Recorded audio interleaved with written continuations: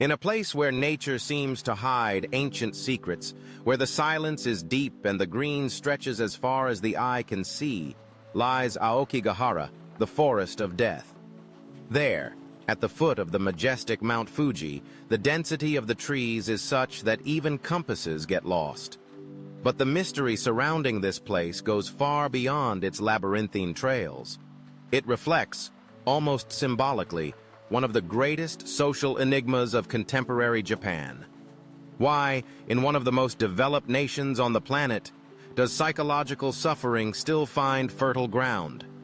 And more, is Japan finally managing to break the silence and win this invisible battle? In the 1990s and early 2000s, Japan drew the world's attention with alarming statistics. News reports have highlighted over 30,000 citizens who take their own lives each year, a silent tragedy occurring almost every 20 minutes.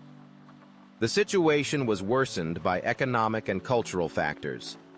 In 2008, for example, at the height of the global economic crisis, the so-called March problem became prominent.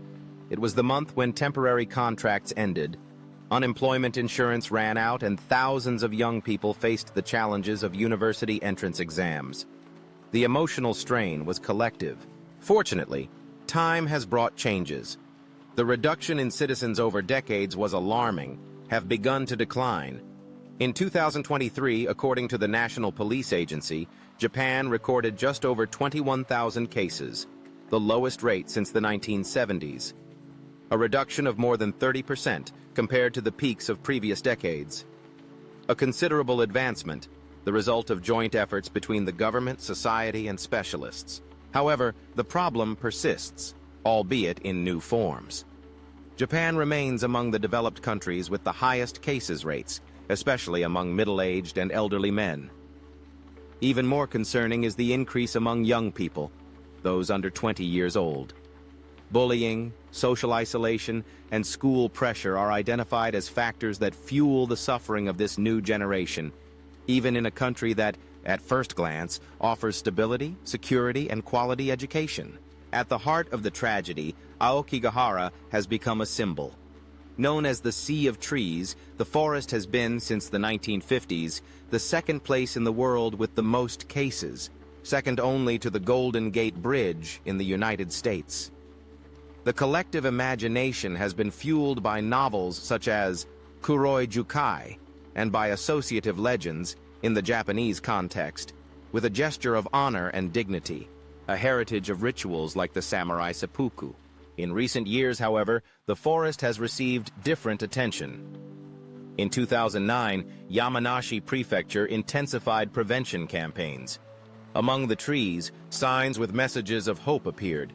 Your life is a precious gift. Volunteers began patrolling the trails, attentive to signs of despair. Monitoring was strengthened and, gradually, the authorities started to release less data to avoid the so-called Werther effect, the spread of this behavior, stimulated by media exposure. These initiatives, combined with broader public policies, have begun to yield results. In 2022, reports indicated a significant reduction in the number of bodies found in Aokigahara, but the battle is far from won. The challenges now are different and involve the reconfiguration of Japanese society. Japan, in recent decades, has come to see these cases as a public health issue. In 2016, the second national prevention strategy was launched with clear objectives: free psychological care, expansion of support lines such as the Tell Lifeline, a 24-hour emotional support service, training of professionals in schools and companies.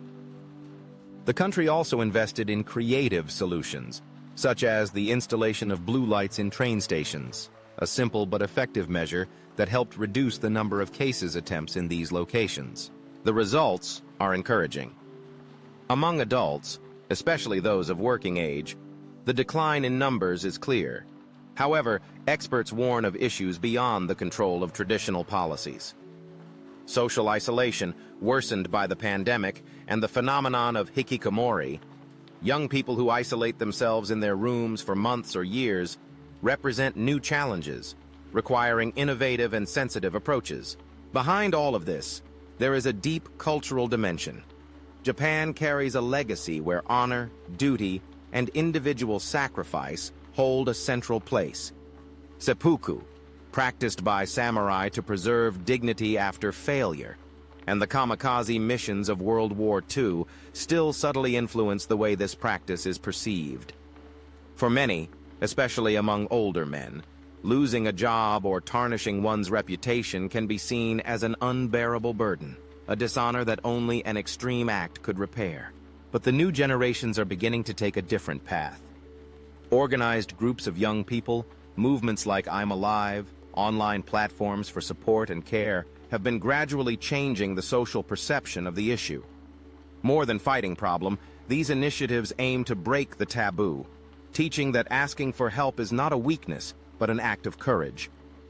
The dialogue about mental health, which for so long remained confined to the private sphere, is beginning to gain space in schools, companies, and the media. Even so, the mystery persists.